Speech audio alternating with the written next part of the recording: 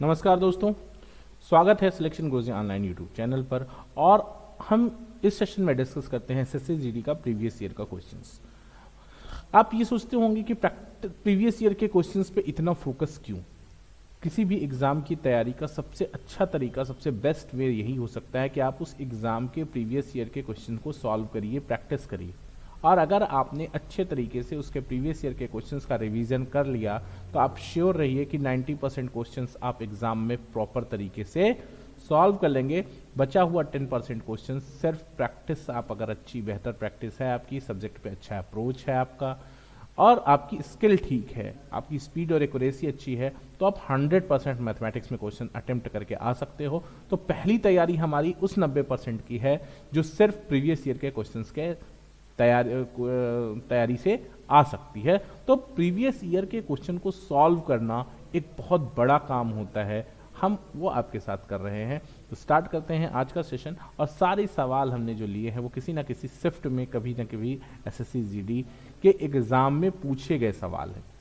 तो पहला क्वेश्चन है कि एक्स ने कुल 60 रुपए में 1 दर्जन पेंसिल और 200 रुपए में 20 कलम खरीदे। एक्स द्वारा खरीदी गई स्टेशनरी का कुल औसत मूल्य ज्ञात कीजिए। सिंपल सा सवाल है दोस्त, समझने की कोशिश करना। कह रहे हैं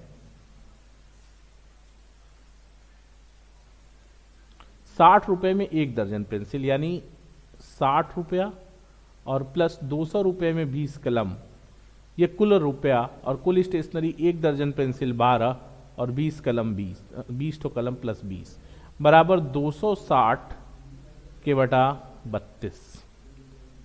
हाँ, 260 बटा 32 और ये आ जाएगा 8.125। यही आपका पूरे स्टेशनरी का एवरेज कास्ट है। क्लियर है यहां तक कहानी। अगला क्वेश्चन ध्यान देना। 20 लोगों का औसत वजन 75 किग्रा है। उसमें से 10 लोगों का औसत भार 70 किग्रा, बचे हुए लोगों में से 5 लोगों का औसत भार 75 किग्रा है। अंत में बचे हुए 5 लोगों का औसत भार ज्ञात करें।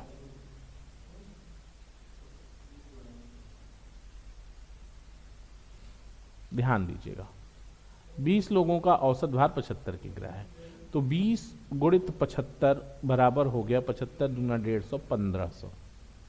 अब इसमें पहले 10 लोगों का औसत भार 70 है, तो 10 गुणित 70 बराबर 700 और 5 का औसत भार 75 है, ये 375 हो गया। सॉल्व करोगे आप तो ये हो गया 1075। ठीक है, 1075 हो गया। और टोटल कितना है 20 लोगों का? 20 लोगों का आपको पता है कि कितना है 1500। 1500 में से 1075 आप माइनस कर दोगे तो शेष बचे 5 लोगों का आ जाएगा। एकदम सिंपल तरीके से 1075 माइनस करोगे तो 425 मिलेगा और 425 बटा 5 कर लोगे तो औसत बचे 5 का औसत 85 किग्रा आ जाएगा। ये आपका ऑप्शन सी करेक्ट है। यहां तक कोई दिक्कत नहीं है। अगला क्वेश्चन कह रहे हैं कि ए स्क्वायर बी और 3ab का तृतीय अनुपात क्या होगा। देखिए तृतीय अनुपात क्या होता है, देख रहे हैं ना, सारे क्वेश्चन प्रीवियस ईयर के हैं। एसएससी जीडी 9 फरवरी 2023 शिफ्ट नंबर 4 का क्वेश्चन है। अब देखो क्या कहते हैं कि तृतीय अनुपात, ये देखो ए स्क्वायर बी और 3ab का तृतीय अनुपात होता है। जैसे ए और बी का तृतीय अनुपात निकालना हो तो बी स्क्वायर बाई ए होता है। तो बी स्क्वायर बाई ए का मतलब क्या हो गया बी स्क्वायर ए का मतलब हो गया आपका 3ab का स्क्वायर बटा ए स्क्वायर बी, या यूं कह सकते हैं आप कि 9a स्क्वायर बी स्क्वायर बटा ए स्क्वायर बी। ए स्क्वायर से खत्म, बी से खत्म हो जाएगा, यानी आंसर हो जाएगा 9b। आपका बी ऑप्शन करेक्ट हो जाएगा। यहां तक कोई तकलीफ नहीं है। अगला सवाल ध्यान दीजिएगा।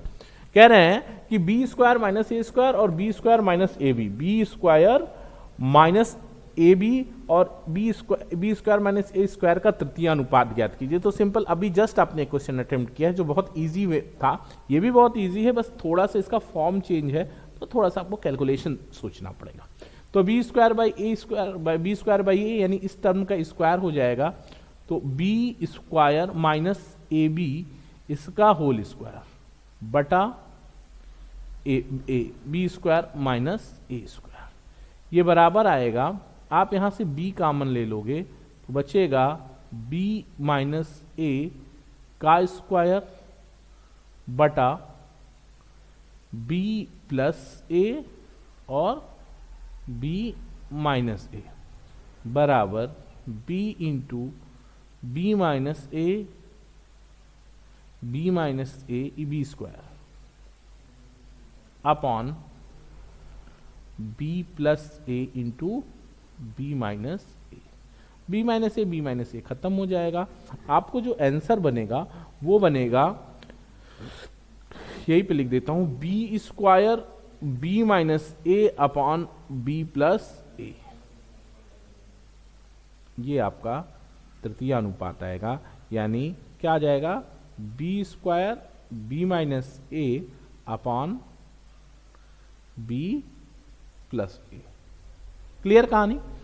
अगला क्वेश्चन ध्यान देना, कह रहा है कि दो उम्मीदवारों के बीच एक चुनाव में डाले गए मतों के 58% मत प्राप्त करने वाला व्यक्ति 4032 मतों के बहुमत से निर्वाचित होता है। डाले गए मतों की संख्या क्या? ये आपसे 100% पूछा जा रहा है, तो बहुत सिंपल सी बात है दोस्त कि अगर कोई व्यक्ति 58% पाता है तो जो दूसरा व्यक्ति है वो 42% पाएगा। बहुत सिंपल बात।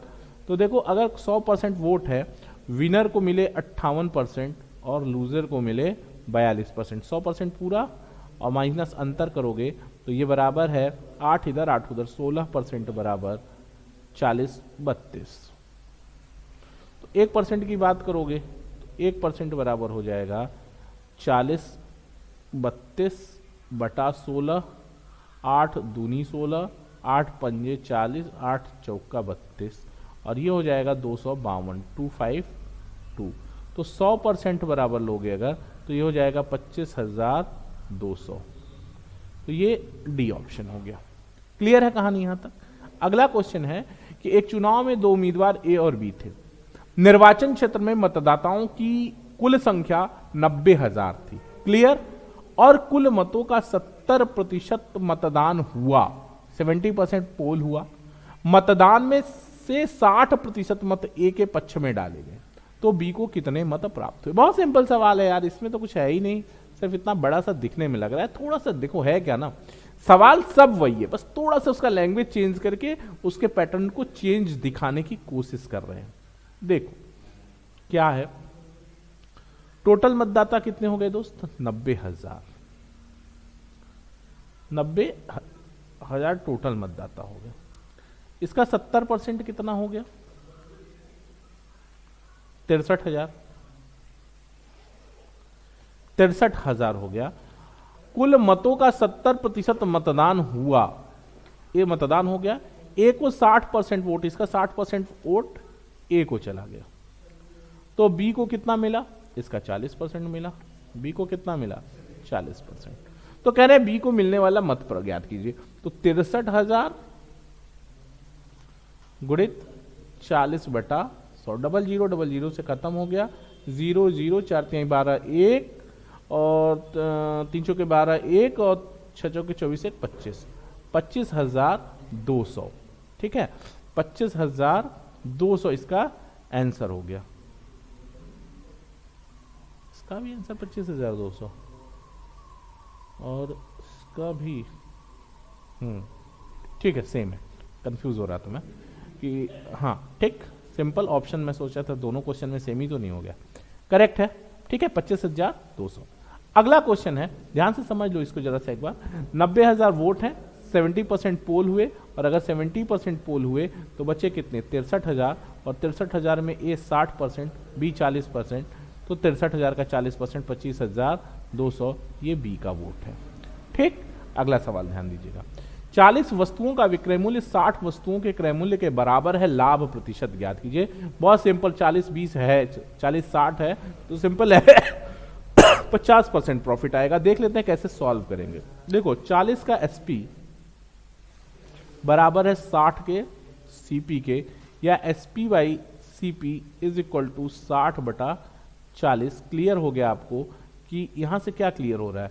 एसपी आपका 60 है और सीपी आपका 40 है, तो प्रॉफिट कितना हो गया? Profit percent is equal to 20/40 into 100 means 50%। ये आपका प्रॉफिट हो गया। क्लियर है कहानी। अगला क्वेश्चन ध्यान देना, मोहन 1200 रुपए में इस कुर्सी खरीदता है, यदि वह इसे 1440 रुपए में बेचता है तो लाभ प्रतिशत ज्ञात कीजिए। सिंपल सवाल है, 1200 की कुर्सी को 1440 में बेचेगा तो 240 का लाभ होगा, 240 बटा 1200 गुणित 100 गुणित 100, 0000 से खत्म, 12 दूनी 24, यानी 20% का ये आपको यहां से प्रॉफिट देगा। क्लियर कहानी। ए अगला क्वेश्चन है, अंकित मूल्य पर 15% छूट के बाद, अंकित मूल्य पर 15% छूट के बाद लाभ 5% है। 8% लाभ प्राप्त करने के लिए अंकित मूल्य पर कितने प्रतिशत छूट होनी चाहिए। बहुत सिंपल सवाल, समझने की कोशिश करना, कंफ्यूज एकदम नहीं होना है। सवाल थोड़ा सा बस लैंग्वेज का इशू है, लैंग्वेज चेंज हो रहा है सवाल में, जिससे लग रहा है कि ये नए तरह का सवाल है। ऐसा कुछ है नहीं, एकदम सिंपल सवाल है। कह रहे कि अंकित मूल्य पर 15% छूट के बाद 5% लाभ प्राप्त होता है। यानी अंकित मूल्य मान लो कि अगर एमपी है तो एमपी पे 15% छोड़ोगे तो लोगे कितना, 85%। तो एमपी का 85% बराबर है किसके, 15, तब भी 5% का लाभ होता है, यानी सीपी के 105% के। तो 105 सीपी, यानी आप परसेंट को छोड़ दो, आप दिमाग से परसेंट निकाल दो, परसेंट निकाल दोगे तो ठीक रहेगा। यानी एमपी का 85 सीपी के 105 के बराबर है। कह रहे हैं अगर 8% लाभ प्राप्त करना हो, यानी सीपी का कितना, 108 अगर लेना हो, तब एमपी कितना होगा, तो 85 बटा 105 गुणित 108। सॉल्व कर लेंगे इसको, 85 बटा हाँ, तो इसको जब ऐसे ही आप सॉल्व करते हो तो आपको मिलता है 87.42 ना, ये एमपी का इतना, तो छूट कितनी हो गई, तो छूट हो गई 100 माइनस 87.42, कह सकते हैं आप कि 12.6 लगभग, अप्रॉक्स पूछ रहे हैं तो आप लगभग अप्रॉक्स लिख सकते हो, 12.6%। ठीक है, यहां तक कहानी 58 आएगा, 58 आएगा तो वो 6% आप लिख सकते हो, कोई दिक्कत नहीं, 12.6%। क्लियर कहानी। अगला सवाल कह रहे कि एक डीलर किसी वस्तु पर 25% की छूट देता है, नगद भुगतान पर वह 15% की एक और छूट देता है। एक ग्राहक 255 नगद भुगतान किया, वस्तु का अंकित मूल्य ज्ञात कीजिए। सिंपल सवाल, एसएससी जीडी 24 जनवरी का सवाल है, ये फर्स्ट शिफ्ट में आया है। क्वेश्चन बहुत इजी है, समझने की कोशिश करो कि मान लो किसी वस्तु का अंकित मूल्य x है, पहले 25% डिस्काउंट ऑफर हुआ तो 75% में मिला, फिर 10 कितना 15% का और डिस्काउंट ऑफर हो गया तो ये 85%, और ये बराबर है किसके, 255। तो x क्या होगा भैया, x होगा 255 गुणित 100 गुणित 100 बटा 75 गुणित 85। ठीक है, 25 तिया 75, 25 चौका 100, 8 तरीके 24, 3 पचे 15, 35 हो गया। ठीक, अब इसको जब आप सॉल्व करोगे तो ये मामला बनेगा 17 दूना 34, 85 तो रहेगा ही। अच्छा, 255, 25 तिया 75, 25 चौका 100, 3 से काट दिया, 3 वट्ठे 24, सॉरी 3 अट्ठे 24, 3 पचे 15, 85, 85 से खत्म हो गया, बराबर 400। ठीक है, ये 35 नहीं 85 टाइम कटेगा, तो आंसर कितना आ गया, अंकित मूल्य 400 रुपया हो गया। बात समझ में आ रही ना। ठीक, आगे बढ़ूं, अगला सवाल ध्यान दीजिएगा। कोई धनराशि 3 वर्ष में 650 और 4 वर्ष में 754 हो जाती है। कोई धनराशि 3 वर्ष में 650 और 4 वर्ष में 754 हो जाती है, तब धनराशि क्या होगी यदि ब्याज दर साधारण हो, यानी हर साल का ब्याज बराबर है। ये सिर्फ इसलिए बताया जा रहा है कि ब्याज दर साधारण है, इसका मतलब कि हर साल ब्याज बराबर है। अब सिंपल सवाल हो गया दोस्त, क्या कह रहे हैं, मान लो कोई राशि P है, होगा कोई राशि P है 3 साल में, 4 साल में ये कितना हो गया, 4 साल में 754 है, और वही राशि P 3 साल में कितना बन पा रहा है, 650 बन पा रहा है। तो फिर 1 साल का ब्याज कितना है, 1 साल में कितना बन पा रहा है, 40 104 और 3 साल में कितना बनेगा 312। तो 3 साल में ब्याज सहित 650 रुपया है। तो मूलधन कितना हो जाएगा, इसमें से 312 घटा दोगे आप, तो 12 घटाओगे तो 38 और 3, यानी यही मूलधन हो गया। बात समझ पा रहे हो कि नहीं भाई? 3 साल, 1 साल का ब्याज इतना है तो 3 साल का ब्याज कितना आ जाएगा, ये हो जाएगा 312। और अगर 312 रुपया 3 साल का ब्याज है और वो 312 रुपये ब्याज लेकर मूलधन 3 वर्ष में 650 हो रहा है, यानी ये 650 अमाउंट है, इसमें से इंटरेस्ट घटा रहे हो तो ये प्रिंसिपल आ रहा है। सिंपल कहानी, ठीक है? इतनी बात तो समझते हो, ये बेसिक अंडरस्टैंडिंग की बात है। क्लियर है? अगला क्वेश्चन ध्यान दो, कह रहा है कि किसी धनराशि पर x% साधारण ब्याज दर पर x वर्ष में x ब्याज प्राप्त होगा, किस धनराशि पर? ठीक है, सिंपल सवाल है, फार्मूला बेस्ड क्वेश्चन है। क्या होता है, SI is equal to PRT/100 होता है। क्लियर है? अब ब्याज x होगा, x ब्याज होगा, किस राशि? P, R भी x है और T भी x है, बटा 100 है, x से खत्म हो गया, P बराबर 100/x, आपका C ऑप्शन करेक्ट हो गया। यहां तक कोई दिक्कत नहीं है ना, सब सही है। अगला क्वेश्चन, 1225 रुपए की राशि पर 2 वर्षों का ब्याज, 1225 रुपए की राशि पर 2 वर्षों का ब्याज 144 है। जब ब्याज एक निश्चित ब्याज दर पर वार्षिक रूप से चक्रवृद्धि होता है, वार्षिक ब्याज दर ज्ञात कीजिए। ठीक है, सिंपल सवाल है। देखो, कह रहे हैं 1225 रुपया है और 2 साल में इसमें ब्याज इतना मिलता है 144, यानी 12 अमाउंट, एक तो अमाउंट आपके पास A1 है वो 1225 है, A2 कितना हो जाएगा, ये जुड़ जाएगा 1225 प्लस 144, ये हो जाएगा आपका 9, 6, 1369। अब दर पूछा जा रहा है तो दर R बराबर होता है A2/A1 माइनस 1 की power 1/2 minus 1, sorry A2, sorry ये नहीं, फॉर्मूला ऐसा है, सॉरी 1 मिनट,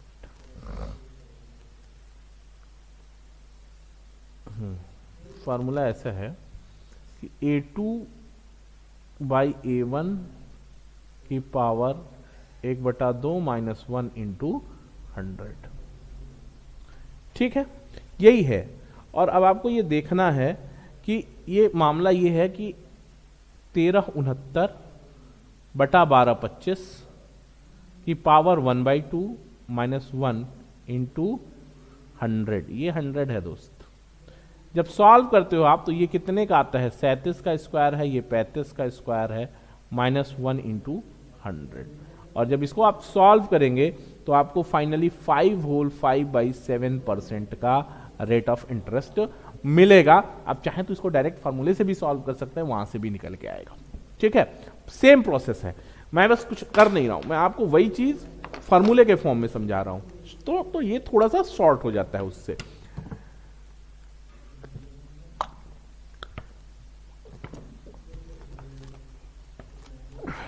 ठीक है, आप इसको नोट कर लीजिए, मैं वो मेथड भी आपके साथ डिस्कस कर लेता हूं।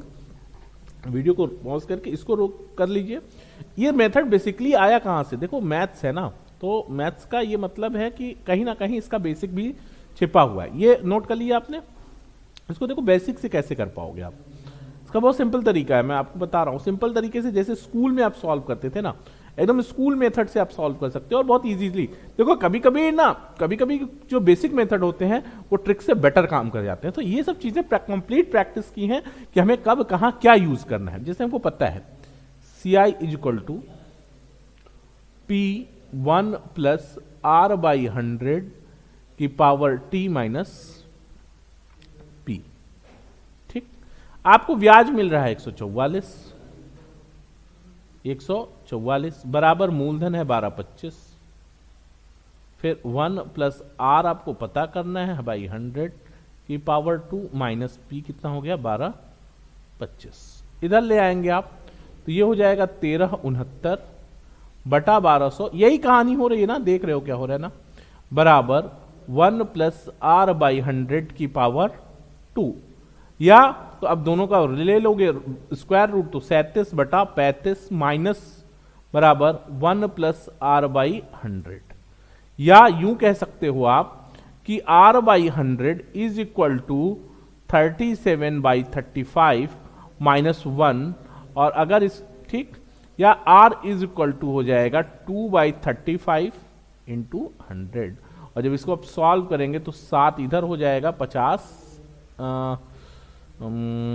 20 40/7, और ये 40/7 कितना होगा देख लो, एरो बना दे रहा हूं, 5 सही 5/7%।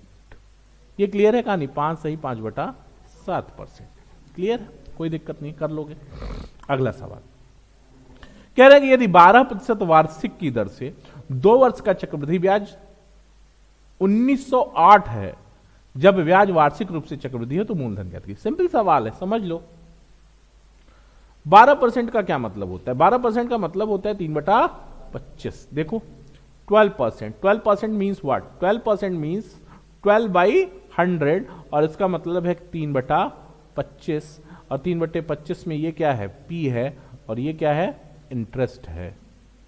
अब देखो अगर ये P है और ये इंटरेस्ट है अमाउंट, तो अमाउंट कितना हो जाएगा दोनों मिलके? 28। तो यहां 25 हो गया और यहां 28 हो गया। 2 साल का मामला है तो स्क्वायर कर लो, ये 625 हो गया, और ये 28 का जब आप स्क्वायर कर रहे हो तो 784 हो जाएगा। ठीक। ब्याज की बात करोगे तो दोनों का अंतर निकालोगे, और दोनों का अंतर आपको मिलेगा 159। ब्याज की बात करोगे तो दोनों का अंतर 159, और 159 बराबर दे रहे हैं आपको 1908। तो एक बराबर कितना दे रहे हैं? एक बराबर आपका आएगा 12। तो मूलधन दिख रहा है, कट नहीं रहा है ना? नहीं, सही तो है, सही है। तो मूलधन कितना है भैया? मूलधन हो जाएगा 625 बराबर, मूलधन आप 625 बराबर आ जाएगा आपको 7500। आपका ए ऑप्शन करेक्ट हो जाएगा, कोई तकलीफ नहीं आता। अगला क्वेश्चन कह रहे हैं कि 14 व्यक्ति प्रतिदिन 7 घंटे काम करते हुए किसी काम का 5/12 भाग 18 दिनों में पूरा कर सकते हैं। 21 व्यक्ति प्रतिदिन कितने घंटे कार्य करके शेष कार्य को 15 दिन में पूरा करेंगे? सिंपल सवाल, देखते हैं।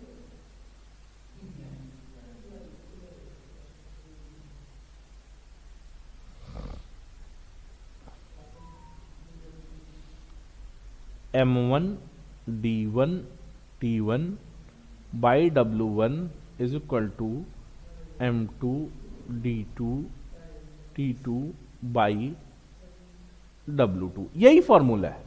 कह रहा है 14 व्यक्ति प्रतिदिन 7 घंटा काम करके, 7 घंटे प्रतिदिन काम करके 5/12 भाग को 18 दिन में कितना काम कर रहे हैं? 5/12। तो कह रहा है 21 व्यक्ति प्रतिदिन कितने घंटे काम करके उसी काम का शेष भाग यानी 5/12 हुआ है, तो शेष कितना है? 7/12 को पूरा करेंगे। तो 12 से पहले कैंसिल कर लो, ठीक है। अब आप आ जाओ टी पे। टी बराबर हो जाएगा 14 गुणित 7 गुणित 18 गुणित 7/21 गुणित 15। 7 तिरिके 21, 3 छाक 18, 3 दूनी 6, 3 पचे 15। अब कुल क्या आ जाएगा? 7 दूनी 14, 14 हम 100, हाँ 196/25, 196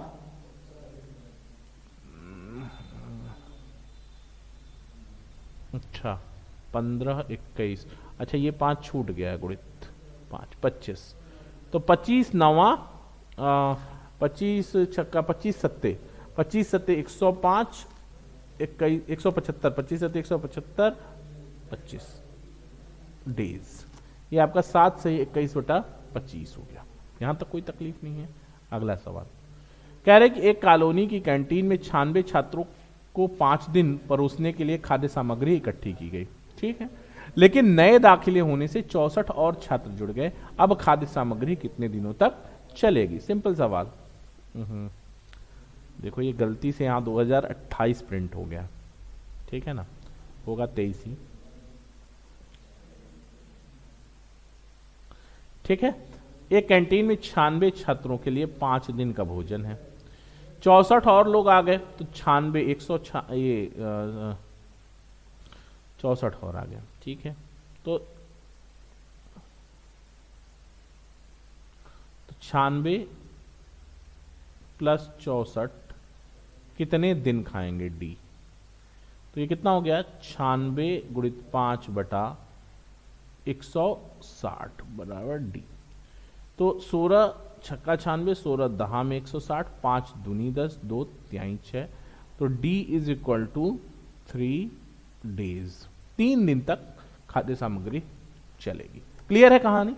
अगला क्वेश्चन कह रहे कि पाइप ए और बी किसी टंकी को क्रमशः 15 घंटे और 12 घंटे में भर सकते हैं। अगले पाइप सी भरी हुई टंकी को 10 घंटे में खाली कर सकता है।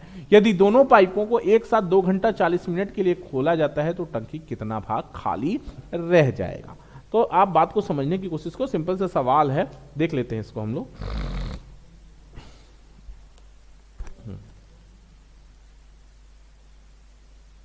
देखो अच्छा क्या कह रहे हैं, ए बी और सी, ए भरने वाला, बी भरने वाला, सी खाली करने वाला।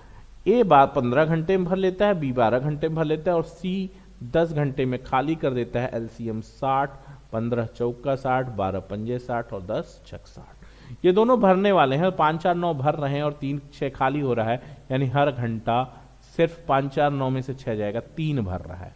कितना भर रहा है, सिर्फ 3, हर घंटे 3 भाग पानी भर रहा है। और कितने घंटे चला रहे हो आप, 2 घंटा 40 मिनट, 2 आवर्स 40 मिनट। का मतलब ये होता है कि 2 सही 40 बटा 60 यानी 2 बटा 3, 3 8 बटा 3 घंटा, तो 8 बटा 3 बराबर ये 8 भाग भरा। तो खाली कितना रह गया, तो खाली रह गया, खाली बराबर 52।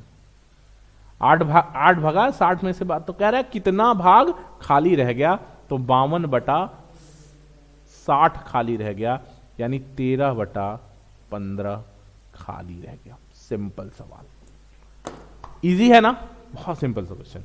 आगे बढ़ते हैं।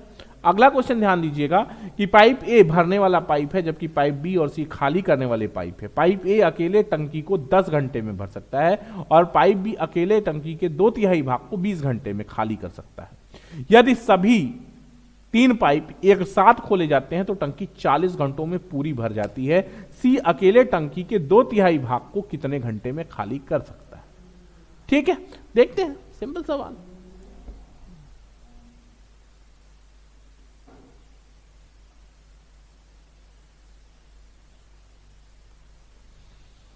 ऐसे नहीं, आपको थोड़ा सा विजिबल रहे। 1 मिनट, ठीक है, अभी सही है क्वेश्चन। देखो क्या करना है, सिंपल सवाल है। ए भरने वाला पाइप है, जबकि बी और सी खाली करने। ए एक टंकी को 10 घंटे में भर सकता है, बी उस टंकी के 2/3 को 2/3, अब 2/3 अगर 20 घंटे में खाली करता है तो पूरा खाली करने में कितना घंटा लेगा, 30 घंटा लेगा। सिंपल सवाल। तो ये 30 घंटे में खाली करता है और मान लिया सी x घंटे में खाली करता है। ये दोनों खाली करने वाले हैं और ये भरने वाला है। एलसीएम कितना हो जाएगा, 30x 30x, तो इसका 1 घंटे का काम 3x, इसका 1 घंटे का काम x और इसका पूरा काम 30। अगर आप बात करो तो ये भी माइनस है, ये भी माइनस है, बस यही प्लस है, तो ये हो जाएगा 2x माइनस 30, 1 घंटे का काम।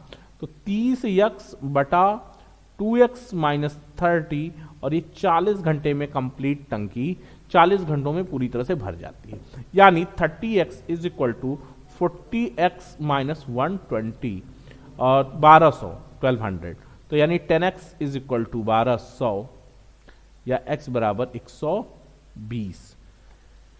x बराबर 100 सॉरी 1 मिनट, 2x माइनस 30 और यहाँ कितना था 30x, ठीक था। तो 12x चाहते हैं 1200, बात तो सही है 1200। तो अच्छा तो 2x माइनस 30, 4 3 12, x 80, ये इधर जाएगा और ये इधर आएगा, तो 10x बराबर 12। 120 नहीं आना चाहिए x का वैल्यू, कुछ गड़बड़ हो रहा है। अरे यार 1 मिनट, कैलकुलेशन सिंपल, 1 मिनट, गड़बड़ ये हो रहा है। हाँ क्या गड़बड़ हो रहा था? तो पूरा मिटाना है ना, ये मिटा लो। देखो गड़बड़ क्या हो रहा था, calculation 30x is equal to 40 80x minus 1200, या 50x बराबर 1200, या x बराबर 24 पूरा खाली, एक खाली। तो क्या कह रहे हैं, तो 2/3 कितने घंटे, 2/3 खाली होगा, 24 गुणित 2/3 बराबर 16 घंटे में। यही आपका आंसर है। 16 घंटे में 2/3, 16 घंटे में टंकी का 2/3 भाग सी खाली कर देगा। अगला क्वेश्चन देखिए, दो दोस्त 720 मीटर की एक वृत्ताकार ट्रैक पर दौड़ रहे हैं। उन्होंने एक बिंदु से दौड़ना शुरू किया और समान दिशा में 1.5 मीटर प्रति सेकंड और 3.5 मीटर प्रति सेकंड से दौड़ रहे हैं। कितने समय बाद वे एक दूसरे को पार करेंगे? तो सिंपल सवाल है यार। देखो ये कोई सर्कुलर ट्रैक है, 720 मीटर इसका परिधि है, सरकमफ्रेंस है 720 मीटर, और एक दौड़ रहे हैं, एक 3.5 से और एक, तो समय पूछ रहे हैं, समय बराबर कितना होता है? समय बराबर दूरी बटा चाल। समय बराबर दूरी बटा चाल, तो दूरी कितनी हो गई 720, और चाल कितना हो गया 3.5 माइनस 1.5, यानी 720 बटा 2 यानी 360, 36 दूनी 72 होता है। हाँ 360 सेकंड, 360 सेकंड का मतलब 60 से भाग दे दो तो 6 मिनट बाद वो फिर से एक साथ, सॉरी ऑप्शन नहीं, 6 मिनट, 6 मिनट ही होगा, ये गड़बड़ है कुछ, इसमें से ऑप्शन गलत है, 6 मिनट आएगा, यही आंसर होगा। 6 मिनट के बाद वो एक दूसरे से मिलेंगे, एक दूसरे को पार करेंगे। ठीक है आगे बढ़ते हैं। ये चाल क्यों घटा दी? क्योंकि दोनों समान दिशा में दौड़ रहे थे। क्लियर है कहानी? ठीक, आगे देखते हैं। कह रहा है कि रवि और सुहास क्रमशः 2 किमी प्रति घंटा और 4 किमी प्रति घंटा की चाल से ए और बी तक चलते हैं। इनके बीच की दूरी 24 किमी है। ध्यान से समझना जरा, ध्यान दो। एक देखो ये बिंदु ए से बिंदु बी,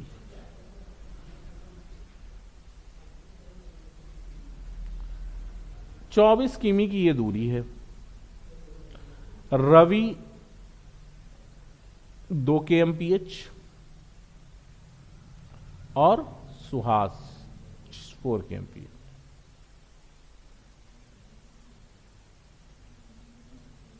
kmph से दौड़ता है। कह रहे हैं सुहास बी तक पहुंचता है और तुरंत वापस लौटता है, सी पर रवि से मिलता है, ए सी के बीच की दूरी ज्ञात कीजिए। पहले तो एक बात बताओ कि 2 किलोमीटर प्रति घंटा की चाल से 24 किमी जाने में रवि को कितना देर लगेगा? 12 घंटा। लेकिन सुहास को कितना देर लगेगा? 6 घंटा। यानी सुहास जब ए से बी पे पहुंच चुका होगा, ध्यान से समझना, 6 घंटे में जब सुहास यहां होगा तो रवि कहीं यहां होगा, क्योंकि 6 घंटा दौड़ा है तो 6 घंटे में रवि आधी दूरी कर पाएगा, क्योंकि 12 घंटे में उसको पूरी दूरी करता है। अब रवि यहां पे है और सुहास यहां पे है, ठीक है। अब दोनों एक दूसरे के अब सुहास तुरंत लौटा, सुहास 4 किमी प्रति घंटा की चाल से लौट रहा है और रवि 2 किमी प्रति घंटा की चाल से जा रहे हैं। दोनों के बीच की दूरी कितनी है? 24 में से ये आधा ही गया तो 12 किलोमीटर। ये 12 किलोमीटर की दूरी है और इस 12 किलोमीटर की दूरी में मिलने का समय बराबर क्या होगा? दूरी 12 बटा 4, 4 2 6, 2 घंटा। और 2 घंटे में रवि कितना चलेगा? 2 दूनी 4 किलोमीटर। यानी रवि का ये 12 किलोमीटर और ये 2 किलोमीटर, यानी ए से सी की जो दूरी है, ए टू सी, वो कितनी है? 12 प्लस 4, 16 किलोमीटर। सिंपल, समझ गए बात? फिर से समझ लो।